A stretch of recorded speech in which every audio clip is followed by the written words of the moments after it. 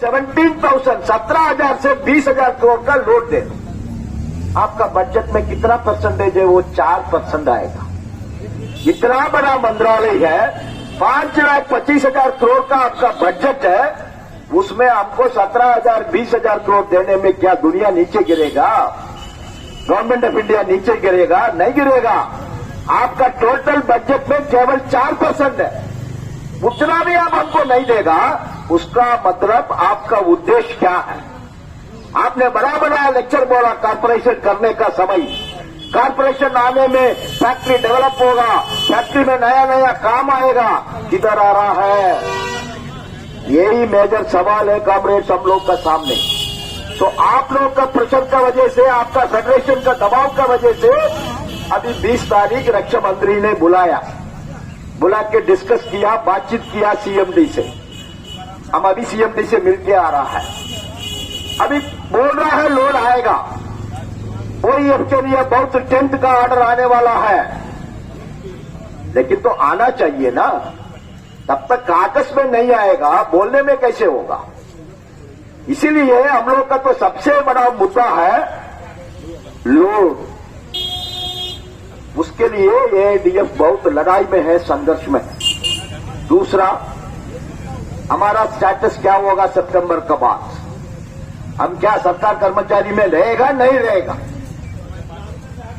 आप सबको मालूम है, कॉर्पोरेशन के खिलाफ में all India defence employees federation ने मद्रास हाई कोर्ट में केस फाइल किया।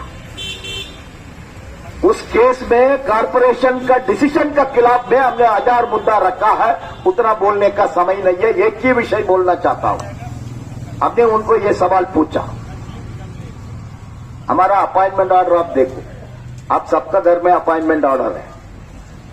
उस अपॉइंटमेंट ऑर्डर में जिधर भी लिखा है 5 साल का बाद, 25 साल का बाद, 30 साल का बाद हम आपको कॉर्पोरेशन का कर्मचारी बनेगा, ऐसा लिखा है तो ठीक है, कारण फिर एक कॉन्ट्रैक्ट है।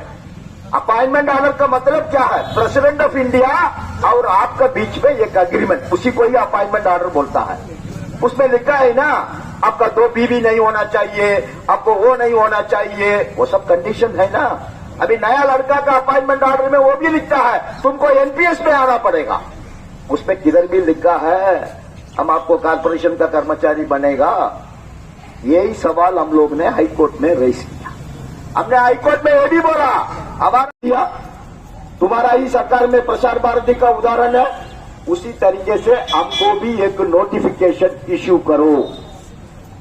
अभी उसका लड़ाई में है, लेकिन हमारा अपील है उसके लिए पाठक जी और श्री कुमार बोलने में काम नहीं होगा, दस्तखत आपको करना पड़ेगा। आपको पूछेगा, आज नहीं तो कल पूछेगा, जमालुद्दीन भाई आप क्या सरकार में रहना चाहता है, कॉर्पोरेशन में रहना चाहता है?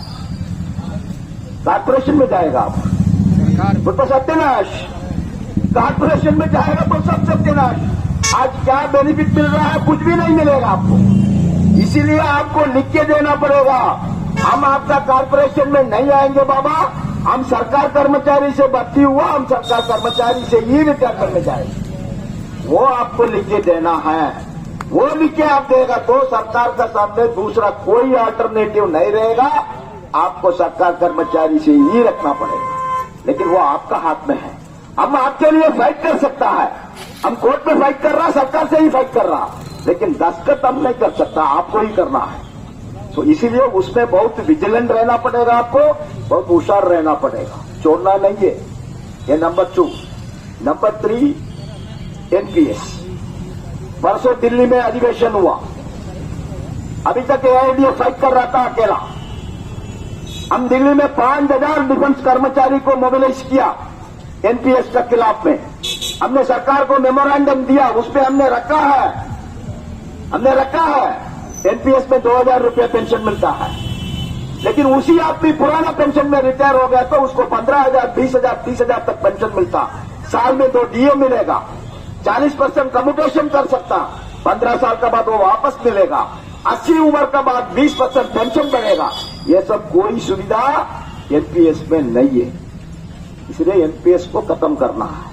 अभी नेशनल मूवमेंट हो गया। आपको मालूम है 5 स्टेट गवर्नमेंट ने विड्रॉ किया अभी तक, लेकिन निर्मला सीतारामन उनको थ्रेटन कर रहा है।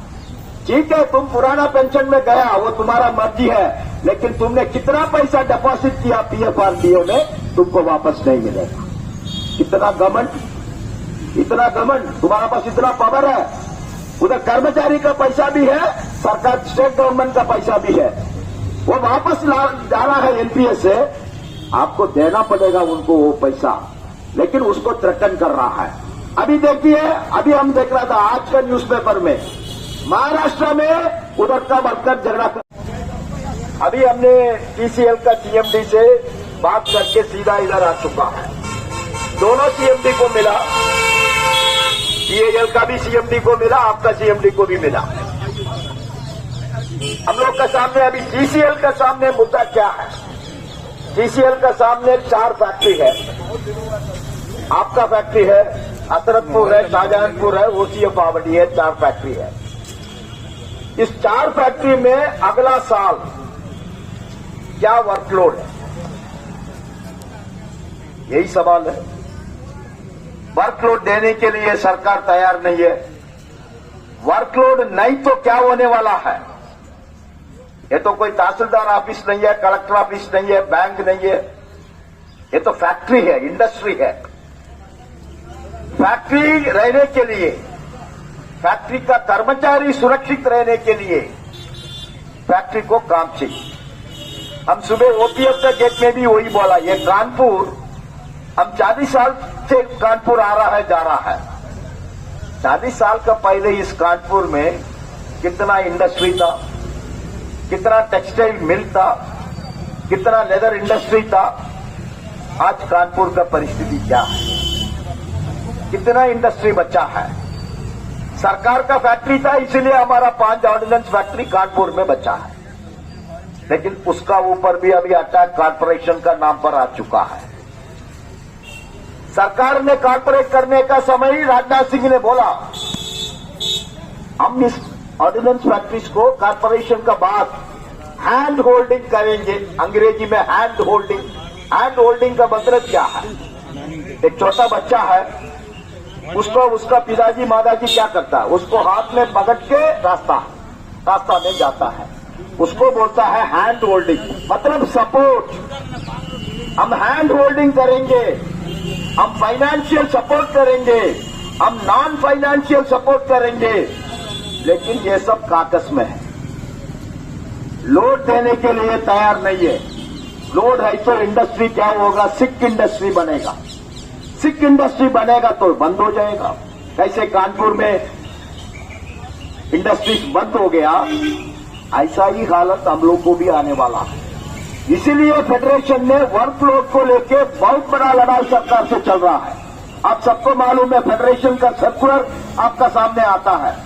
इस टीसीएल का वर्कलोड का लेके अभी तक हम कितना चिट्ठी लिखा है राजनाथ सिंह को, सीडीएस को, आर्मी नेवी एयरफोर्स का चीफ को। इतना दबाव, इतना प्रेशर बिल्डअप करने के बाद 20 तारीख टीसीएल का सीएमडी को राजनाथ सिंह जी ने बुलाया, उनसे विस्तार में चर्चा किया।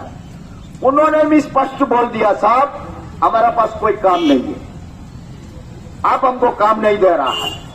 आप हमको काम नहीं दे रहा है तो फिर 650 करोड़ रुपया हमको चाहिए उनको तनख्वाह के लिए। कम से कम 6000 कर्मचारी तो काम कर रहा है इस 4 फैक्ट्री में, उसको तनख्वाह कौन देगा?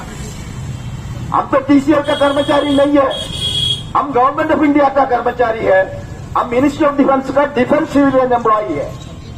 हम केवल रेंट के लिए गया उधर, आप हमको जबरदस्ती भेजा उधर काम करने के लिए। अब टीसीएल हमको तनख्वाह नहीं देगा तो फिर तनख्वाह का जिम्मेदारी किसका है? सरकार का है।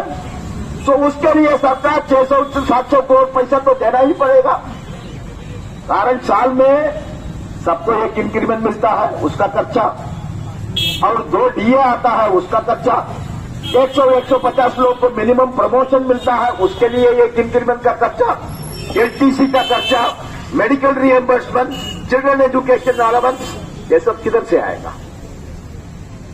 इसीलिए हम भी उनको चिट्ठी लिखा है राजनाथ सिंह जी को, राजनाथ सिंह साहब, आपका डिफेंस मंत्रालय का बजट कितना रुपया है? 5,25,000 करोड़। 1 रुपया 2 रुपया नहीं है। इस देश का डिफेंस का बजट है 5,25,000 करोड़। अब डिफेंस के लिए खर्चा कर रहा है। हमारा 41 ऑर्डिनेंस फैक्ट्रीज के लिए कितना रुपया चाहिए?